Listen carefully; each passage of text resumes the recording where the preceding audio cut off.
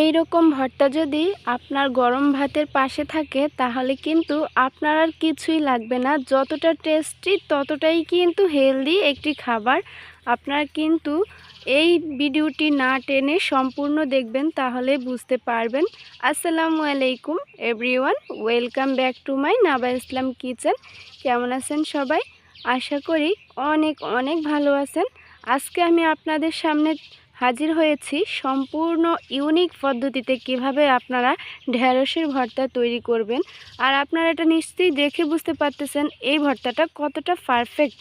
তো কথা না বাড়িয়ে চলুন দেখিয়ে দিচ্ছি কিভাবে এই ভর্তাটি তৈরি করবেন। তো প্রথমে এখানে আমি কিছু ইনগ্রেডিয়েন্টস নিয়ে নিয়েছি। দেখতে পাচ্ছেন আমি কতগুলো শুকনো মরিচ নিয়েছি, আমি 1 পিস মাছ নিয়েছি তেলে ভেজে, আর এখানে দেশি কয়েকটা রসুন নিয়েছি, আর এখানে আমি মাঝারি সাইজের একটা পেঁয়াজ কেটে নিয়েছি। এখন নিয়ে নিচ্ছি 2টি মাঝারি সাইজের টমেটো নিয়ে নিচ্ছি, আর এটা আমি একদম কিউব করে একটু মাঝখান থেকে কেটে নিচ্ছি। তবে এটা কিন্তু আপনাদের ইচ্ছা অনুযায়ী কেটে নিতে পারেন। তো আমি আমার সুবিধার্থে এভাবে কেটে নিচ্ছি। যেহেতু আমি এটা ব্লেন্ড করব, সেক্ষেত্রে এইরকম শেপ দিয়ে কেটে নিলেই ভালো হবে। তো আমি এইভাবেই 2টি টমেটো কিন্তু একইভাবে কেটে নিচ্ছি। আপনারা যদি এই ভিডিওটি না টেনে সম্পূর্ণ দেখেন তাহলে কিন্তু আপনারা বুঝতে পারবেন এটা যে ঢেঁড়স দিয়ে করা, সেটা কিন্তু আপনারা একদমই বুঝতে পারবেন না। আর অনেকটাই কিন্তু টেস্টি হয়। যারা ঢেঁড়স খেতে চান না তারা কিন্তু এই ভর্তাটি অবশ্যই একবার ট্রাই করবেন, আর ট্রাই করলেই বুঝতে পারবেন কতটা পারফেক্ট একটি ভর্তা। তো আমি এখানে মোটামুটি 250 গ্রামের মতো ঢেঁড়স নিয়েছি, আর এই ঢেঁড়সগুলো আমি একদম ধুয়ে ক্লিন করে নিয়েছি। আমি এটা একটা সাইড কেটে ফেলে দিচ্ছি, আর এখন আমি 1 ইঞ্চি করে পিস দিয়ে নিচ্ছি। আপনারা ভিডিওতে আশা করি দেখতেই পাচ্ছেন, খুবই সহজ একটি কাজ। তো এইভাবে আমি এক এক করে সবগুলো ঢেঁড়স কেটে নিয়েছি, আর দেখতেই পাচ্ছেন মোটামুটি আমি 1 ইঞ্চি পরিমাণ রেখেছিলাম। তো আমি চলে এসেছি কিচেনে। আমি একটা ফ্রাই প্যান নিয়েছি, আর এখানে আমি মোটামুটি 1 টেবিল চামচ পরিমাণ কুকিং অয়েল অ্যাড করে দিয়েছি। সামান্য গরম হয়ে আসলে এখন আমি যে রসুনের কোষগুলো খুলে রেখেছিলাম সেগুলো দিয়ে দিয়েছি, আর আমি একটা মাঝারি সাইজের পেঁয়াজ কেটে নিয়েছিলাম, সেটাও আমি ভেজে নিচ্ছি। তো আমি হালকা ব্রাউন কালার হয়ে আসলে, একটু কালারটা চেঞ্জ হয়ে আসলেই এখন আমি দিয়ে দিচ্ছি মরিচগুলো, আর এই মরিচগুলো সহ আমি এই রসুনগুলো ভেজে নেব প্রায় 3 থেকে 4 মিনিটের মতো। আর এখন কিন্তু এক সময় দেখা যাবে ভাজতে ভাজতে এই পেঁয়াজটা একদম খুলে খুলে গিয়েছে। টেনশনের কোনো কারণ নেই, এটা কিন্তু এই রকমই হয়ে যাবে। আর হ্যাঁ, অবশ্যই কিন্তু এই কাজটি চুলার আঁচটা মিডিয়াম লোতে রেখেই করতে হবে। এটা কিন্তু হাই আঁচে করা যাবে না। তো আমি 3 থেকে 4 মিনিটের মতো ভেজে নিয়েছি, দেখতেই পাচ্ছেন। আমি এটা উঠিয়ে নিয়েছি, আর আমি একই তেলে দিয়ে দিচ্ছি আমি কেটে রাখা ঢেঁড়সগুলো। এটাকে আমরা ঢেঁড়সও বলে থাকি, অনেকে এটাকে ভেন্ডিও বলে থাকে, যে যে নামে চিনেন।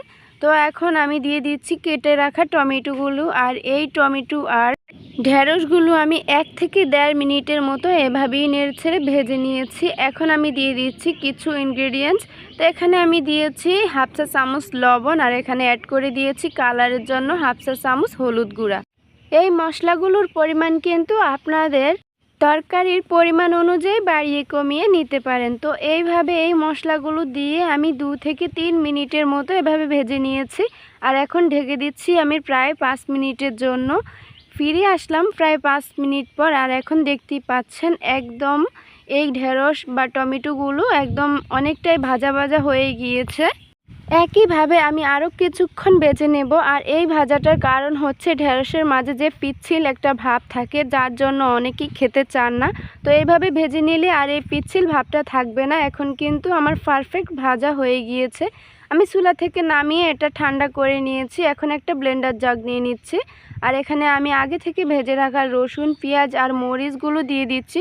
সাথে আমি ভেজে রাখা মাছের কাঁটাগুলো আমি হাতের সাহায্যে একটু সরিয়ে নিচ্ছি। অবশ্যই কিন্তু এই স্টেপটি ফলো করবেন, নয়তো কিন্তু মাছে যে কাঁটা থাকে সেটা কিন্তু আপনাদের গলায় বিঁধে যাওয়ার সম্ভাবনা থাকতে পারে। আর এখানে আপনারা যে কোনো মাছ ইউজ করতে পারেন।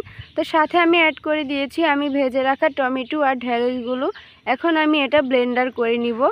তো দেখতেই পাচ্ছেন আমি ব্লেন্ড করে নিয়েছি। আমি একদম মিহি পেস্ট করিনি, এখানে কিছুটা দানা দানা আছে। আর ভর্তা কিন্তু একদম মিহি পেস্ট করলে ভালো লাগে না, কিছুটা দানা দানা থাকলে এটা কিন্তু ভীষণ টেস্ট হয়। তো আমি আবারও চলে যাচ্ছি কিচেনে। তো আবারও আমি ফ্রাই প্যান নিয়েছি আর এখানে মোটামুটি হাফ টেবিল চামচ পরিমাণ সরিষার তেল অ্যাড করেছি। এবারে কিন্তু আমি সয়াবিন তেলটা অ্যাড করিনি, এখানে এবার সরিষার তেলটা অ্যাড করতে হবে। তো আমি এখানে হাফ টেবিল চামচ নিয়েছি। তো আমি মাঝারি সাইজের একটা পেঁয়াজ কুচি করে আমি এটা একটু নরম করে ভেজে নিচ্ছি। মোটামুটি হালকা ব্রাউন কালার হয়ে আসলেই বুঝতে হবে এটা একদম পারফেক্ট আছে। এটা যদি কাঁচা থাকে তাহলে কিন্তু ভর্তার মাঝে একটা গন্ধ থাকবে। সেক্ষেত্রে আপনারা যদি এটা কাঁচা পেঁয়াজ ইউজ করতে চান করতে পারেন। এখন আমি দিয়ে দিয়েছি আমি যে ব্লেন্ড করে রেখেছিলাম যে ঢেঁড়সটা, সেটা আমি এখানে অ্যাড করে দিচ্ছি। আর এটা আমি প্রায় 3 থেকে 4 মিনিটের মতো ভালো করে ভেজে নেব। এত সময় পরিমাণ ভাজতে হবে যখন এটাতে কোনো রকম পানি থাকবে না, একদম ভর্তার যে একটা কনসিস্টেন্সি থাকে ওই রকম পরিস্থিতিতে নিয়ে আসতে হবে। এখন দেখতেই পাচ্ছেন ভর্তার মাঝে কোনো রকম পানি নেই, আর ভর্তাটা যেই রকম থাকে একদম ওই রকম কনসিস্টেন্সি চলে এসেছে। আপনারা চাইলে এখানে কাঁচা পেঁয়াজও ইউজ করতে পারেন, তবে কাঁচা পেঁয়াজ কিন্তু দীর্ঘ সময় ভর্তায় রাখা যায় না, একটা গন্ধ ভাব চলে আসে। এই ভর্তাটা কিন্তু এখন একদম রেডি। তো আমি একটু সার্ভ করে দেখিয়ে দিচ্ছি এই ভর্তাটা কতটা পারফেক্ট হয়েছে।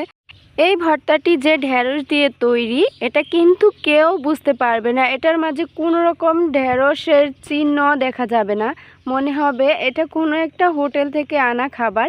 এতটা টেস্টি আর পারফেক্ট একটি ভর্তা অবশ্যই কিন্তু বাসায় ট্রাই করবেন। ভালো লেগে থাকলে অবশ্যই চ্যানেলটি সাবস্ক্রাইব করার অনুরোধ রইল। আর হ্যাঁ, অবশ্যই কিন্তু বেল আইকনে প্রেস করে রাখবেন। এই ভর্তাটি কিন্তু আপনারা গরম ভাতের সাথে কিংবা চিতই পিঠার সাথে আপনারা সার্ভ করতে পারেন। এটা কিন্তু খুবই টেস্টি একটি ভর্তা। আর লাইক কমেন্ট শেয়ার করতে কিন্তু ভুলবেন না। আল্লাহ হাফেজ।